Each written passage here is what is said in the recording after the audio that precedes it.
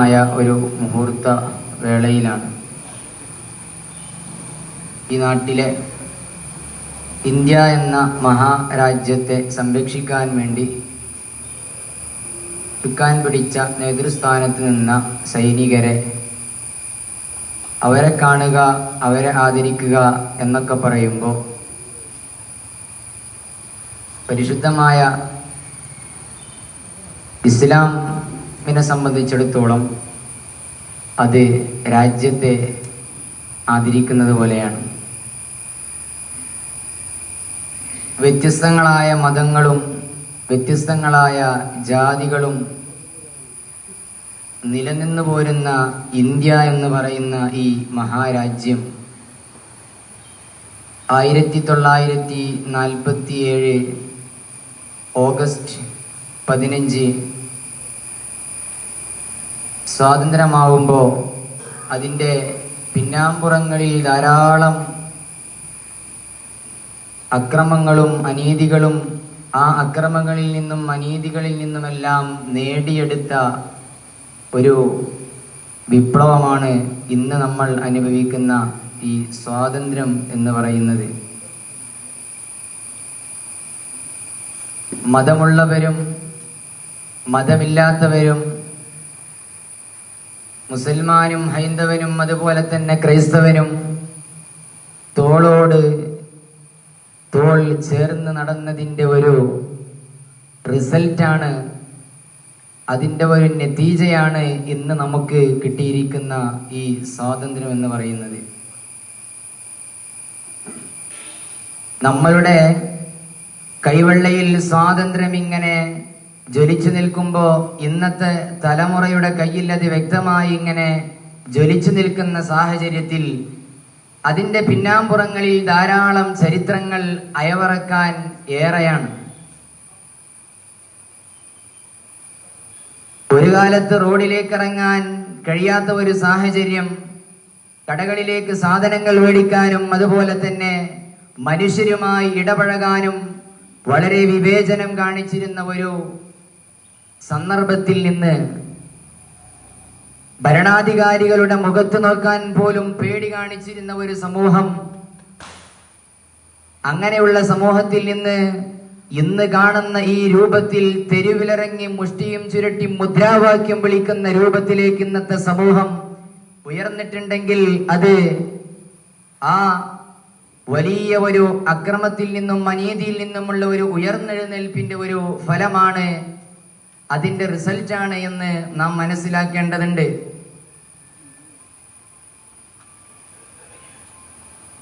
ആയിരത്തി 1857 ഇന്ത്യയിലെ ഒന്നാം സ്വാതന്ത്ര്യ സമരം നടക്കുമ്പോൾ അവിടെ നിൽക്കുന്നില്ല. നമുക്കറിയാം 1706 ഇന്ത്യയുടെ വ്യത്യസ്തങ്ങളായ പ്രദേശത്ത് വ്യത്യസ്തങ്ങളായ ചേരികൾ തിരിഞ്ഞ് വ്യത്യസ്തങ്ങളായ രൂപത്തിൽ സമരങ്ങളും അതുമായി ബന്ധപ്പെട്ട ആഹ്വാനങ്ങളും നടന്നുകൊണ്ട് ഒരുപാട് ധീരദേശ സ്നേഹികളുടെ പ്രവർത്തന ഫലമായി കിട്ടിയ ഈ സ്വാതന്ത്ര്യം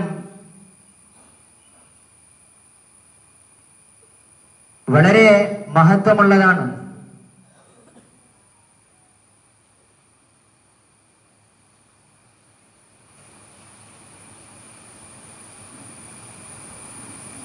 ഈ ഒരു സ്വാതന്ത്ര്യത്തിന്റെ പേരിൽ മതങ്ങളില്ല, വിവേചനങ്ങളില്ല, യാതൊരുവിധ സഹിഷ്ണുതയും കാണിക്കാതെ എല്ലാവരും ഐക്യപ്പെട്ടുകൊണ്ട് ഇതെന്റെ രാജ്യമാണ് എന്ന മാനവികത മൂല്യത്തെ ഉയർത്തിപ്പിടിച്ചുകൊണ്ട് അവരങ്ങ് രംഗത്തേക്ക് ഇറങ്ങിയപ്പോൾ കിട്ടിയ റിസൾട്ട് എന്ന് പറഞ്ഞതുപോലെ എത്രയോ എത്രയോ ഉദാഹരണങ്ങൾ ചരിത്രങ്ങളിൽ നമുക്ക് കാണാൻ കഴിയുന്നതാണ്.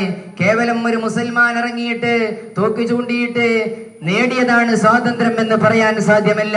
ഒരു ഹൈന്ദവനോ ഒരു ക്രൈസ്തവനോ ഒരു പാഴ്സിയോ ഒരു സിഖ് മതക്കാരനോ ഇറങ്ങിയിട്ട് കിട്ടിയതല്ല ഇന്ത്യ മഹാരാജ്യത്തിന്റെ സ്വാതന്ത്ര്യം എന്ന് പറയുന്നത്. എല്ലാവരും കൂടി ഒരുമിച്ച് കൂടി ആ ഐക്യപ്പെട്ടുകൊണ്ട് രാജ്യത്തെ ഉയർന്നെഴുന്നേൽപ്പിക്കുക എന്ന ലക്ഷ്യം മുന്നിൽ കണ്ടുകൊണ്ട് അവർ പോരാടി കഴിഞ്ഞപ്പോ അവർക്ക് കിട്ടിയ റിസൾട്ടാണ് ഈ സ്വാതന്ത്ര്യമെങ്കിൽ ചരിത്രത്തിൽ എത്രയോ നമുക്ക് വായിക്കാൻ കഴിയുന്നതാണ്. മഖ്ദൂം തങ്ങളുടെ ചരിത്രം എടുത്ത് പരിശോധിക്കുമ്പോ സാമൂതിരിയുടെയും മഖ്ദൂം തങ്ങളുടെയും അവർക്കിടയിൽ കഴിഞ്ഞുപോയ ആ ചരിത്രത്തെ നമ്മൾ എടുത്ത് പരിശോധിക്കുമ്പോ അവർക്കിടയിൽ യാതൊരുവിധ വിവേചനങ്ങളില്ല, അക്രമാസക്തമായ മനസ്സുകളില്ല. ഇങ്ങോട്ട് വന്ന വൈദേശികളെ പോരാടാൻ വേണ്ടി ഒഴുകിയിരുന്ന സാമൂതിരിയുടെ പട്ടാളം കേവലം ഹൈന്ദവരുമായി ഒതുങ്ങി നിന്നപ്പോ മഖ്ദൂം തങ്ങൾ അവിടുന്ന് പ്രസ്താവിച്ച പ്രസ്താവന, സാമൂതിരി രാജാവ്, നിങ്ങൾ ഈ ഹൈന്ദവർ മാത്രം ഒരുമിച്ച് കൂടിയിരിക്കുന്ന ഈ പട്ടാളം കൊണ്ട് നിങ്ങൾ യുദ്ധത്തിന് പോകാൻ പാടില്ല, മറിച്ച് നിങ്ങൾ യുദ്ധത്തിന് പോകുന്ന ഈ പട്ടാള സൈന്യത്തിൽ അവരിൽ ഉണ്ടാകണം, മാപ്പിളമാരുണ്ടാകണം, തീയന്മാരുണ്ടാകണം. ഇവരെല്ലാരും കൂടെ ഒരുമിച്ച് കൂടിയിട്ട് ഇന്ത്യ എന്ന ഈ രാജ്യത്തെ അവർ കെട്ടിപ്പടുക്കണം, നിങ്ങളുടെ പിറകിൽ നിന്ന് അവർ അണിനിരക്കണം, എന്നിട്ട് നിങ്ങളെ അവർ സമൂഹത്തിന്റെ നേതാവായി പ്രഖ്യാപിക്കണമെന്ന വലിയ ഒരു ആശയം അവിടുന്ന് എഴുന്നേൽപ്പിക്കുമ്പോ എത്രയോ വലിയ സ്നേഹത്തോടുകൂടെയും സൗഹാർദ്ദത്തോടുകൂടെയുമാണ് മഖ്ദൂം തങ്ങളുടെ ആ പ്രഖ്യാപനം അവിടുന്ന് നടക്കുന്നത്. എന്നിട്ടോ തീരുന്നില്ല. അത് സാമൂതിരിയോട് പറഞ്ഞതാണെങ്കിൽ തന്റെ അനുയായികളോട് പറയുന്ന, വിശ്വാസികളെ, നിങ്ങൾ ചെയ്യേണ്ടത് ഒരു രാജ്യത്തിന്റെ അധികാരം ഏറ്റെടുക്കുക എന്നുള്ളത് അത് ഈമാനിന്റെ ഭാഗമാണ്. ആ ഈമാനിന്റെ ഭാഗമായി നിങ്ങൾ എല്ലാവരും സാമൂതിരി രാജാവെന്ന ആ ഹൈന്ദവ മനുഷ്യന്റെ പിറകിൽ നിങ്ങൾ അണിനിരക്കണമെന്ന് മുസൽമാനാകുന്ന തന്റെ വിശ്വാസികളോട് പറയുമ്പോ അവരതിൽ നിന്ന് എതിർപ്പ് പ്രകടിപ്പിക്കുകയല്ല ചെയ്യുന്നത്. അവർ കരങ്ങൾ കൂട്ടിച്ചേർത്ത് പിടിക്കുന്നു. അങ്ങനെ ഒരു കൈ കൊണ്ട് അടിച്ചാൽ ശബ്ദമുണ്ടാകില്ല എന്ന് നമ്മൾ പറയാറുണ്ട്. അവർ ആ രണ്ട് കരങ്ങളും കൂടെ അങ്ങ് കൂട്ടിച്ചേർക്കുമ്പോ അവിടെ വലിയ വിജയം കാണുകയാണ്. അതുപോലെ തന്നെ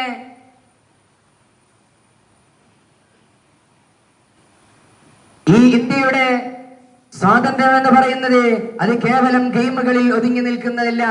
1857 ആ ഒരു സുപ്രഭാതത്തിൽ ഒന്നാം സ്വാതന്ത്ര്യ സമരത്തിൽ അത് കിട്ടിയതല്ല, മറിച്ച് 1527 തഹ്രീറു അഹ്ലിൽ ഈമാൻ പ്രതിനിധാനം ചെയ്യുന്നത്, ഒരു മതം പ്രതിനിധാനം ചെയ്യുന്നത് വിശ്വാസത്തിന്റെ അടിസ്ഥാനപരമാണ്. തന്റെ പ്രസ്ഥാനത്തിന് വേണ്ടി പോരാടുക എന്നുള്ളത്, തന്റെ രാജ്യത്തിന് വേണ്ടി പോരാടുക എന്നുള്ള ആശയം 1527 എത്രയോ വർഷങ്ങൾക്ക് മുമ്പ് അവർ പ്രതിനിധാനം ചെയ്യുന്നുണ്ടെങ്കിൽ നമ്മുടെ ഇടയിലുള്ള ഐക്യമാണ് എന്ന് കുഞ്ഞാലി മരക്കാർ അവസാന ശ്വാസത്തിന്റെ സമയത്ത് അദ്ദേഹം പറയുന്നുണ്ട്. സാമൂതിരി രാജാവിന്റെ പട്ടാളത്തിന്റെ പടത്തലവനാണ് കുഞ്ഞാലി മരക്കാർ.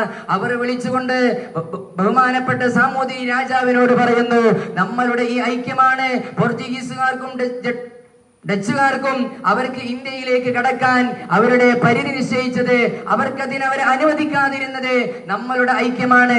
ഞാൻ മരണപ്പെടാൻ പോവുകയാണ്, എന്റെ അവസാന നിമിഷങ്ങളാണ്. നിങ്ങൾ ഇതുവരെ കാത്തു സൂക്ഷിച്ച നിങ്ങളുടെ ഈ ഒരു ഐക്യവും ഈ ഒരു ഒരുമയും നിങ്ങൾ ഇവിടുന്ന് അങ്ങോട്ടും നിലനിർത്തണം, ഇവിടുന്ന് അങ്ങോട്ടും നിങ്ങൾ പുൽകണം എന്നുള്ള ഒരു ആശയം അവിടുന്ന് പറയുമ്പോ എന്താണ് സഹോദരന്മാരെ, വലിയ ആശയങ്ങൾ പ്രതിനിധാനം ചെയ്ത പൂർവികർ അവരെല്ലാം പ്രതിനിധാനം ചെയ്യുന്നത് ഇതിന്റെ ഐക്യമാണെങ്കിൽ ഇന്ത്യയിലെ അവസാന മുഗൾ ഭരണാധികാരി ബഹദൂർ സഫർ എന്ന രണ്ടാമൻ എന്ന് പറയുന്ന വ്യക്തി, അദ്ദേഹം ആരാണ് സഹോദരന്മാരെ? ബ്രിട്ടീഷുകാർ അവരെ എല്ലാവരും കൂടെ ഇദ്ദേഹത്തെ ബർമയിലേക്ക് നാടുകടത്തുകയാണ്. നാടുകടത്തിയിട്ടോ കേവലം ഒരു മുസൽമാന്റെ പ്രതിനിധിയായിട്ടല്ല ഈ ബഹദൂർ ഷാ എന്ന് പറയുന്ന വ്യക്തി പോകുന്നത്. ഇന്ത്യയിലെ എല്ലാവരും അടങ്ങുന്ന ജനങ്ങൾ അവരെ മുമ്പോട്ട് അയക്കുകയാണ്. നിങ്ങൾ ഞങ്ങളുടെ പ്രതിനിധിയാണ്, നിങ്ങൾ വിജയം കൈവരിച്ചു വരണമെന്ന് ആ ഉജ്ജ്വലമായ ഒരു തീരുമാനത്തിന്റെ നേതാവായി അദ്ദേഹത്തെ മുന്നോട്ട് നയിക്കുമ്പോ അദ്ദേഹം പോകുന്നു. തന്റെ പിറകിലിരിക്കുന്ന ഒരു പറ്റം ആളുകളുടെ ധൈര്യം ഏറ്റെടുത്തുകൊണ്ടാണ് അവർ പോകുന്നത്. തന്റെ മതത്തിന്റെയോ തന്റെ വർഗത്തിന്റെയോ ഡ്രസ്സിന്റെയോ കളർ നോക്കിയിട്ടല്ല അദ്ദേഹം ഏറ്റെടുത്തത്. ബാക്കിൽ നിന്നുള്ള ആ ഒരു ഐക്യത്തിന്റെ സപ്പോർട്ടാണ്. അദ്ദേഹം പോകുന്നു. പക്ഷേ അദ്ദേഹത്തിന് അതിൽ വിജയിക്കാൻ കഴിഞ്ഞില്ലെങ്കിലും അദ്ദേഹത്തെ മ്യാൻമറിലെ ബർമയിലേക്ക് നാടുകടത്തുകയും അങ്ങനെ നാടുകടത്തിയിട്ട് നമ്മൾ ഇവിടെ ചിന്തിക്കേണ്ടതുണ്ട്, നമ്മൾക്ക് കിട്ടിയ ഈ സ്വാതന്ത്ര്യം ഇവിടെ ഒന്നും അറിയുന്നില്ല. നമ്മൾ രാവിലെയാകുന്നു, നമ്മളുടെ ദൈനംദിന ജീവിതത്തിലെ പ്രവർത്തനങ്ങൾ ചെയ്യുന്നു, അത് വൈകുന്നേരമാകുന്നു. വീണ്ടും ഇങ്ങനെ റൊട്ടേറ്റ് ചെയ്യുന്ന ഒരു സിസ്റ്റം നമ്മൾക്കറിയാമല്ലാതെ ചരിത്രങ്ങൾ നമ്മൾ പഠിക്കുന്നില്ല, അത് പഠിക്കാൻ നമ്മൾ തയ്യാറാകുന്നില്ല. അത്തരം സദസ്സുകൾ കിട്ടുമ്പോൾ അത് നമ്മൾ ഉപയോഗപ്പെടുത്തുന്നില്ല.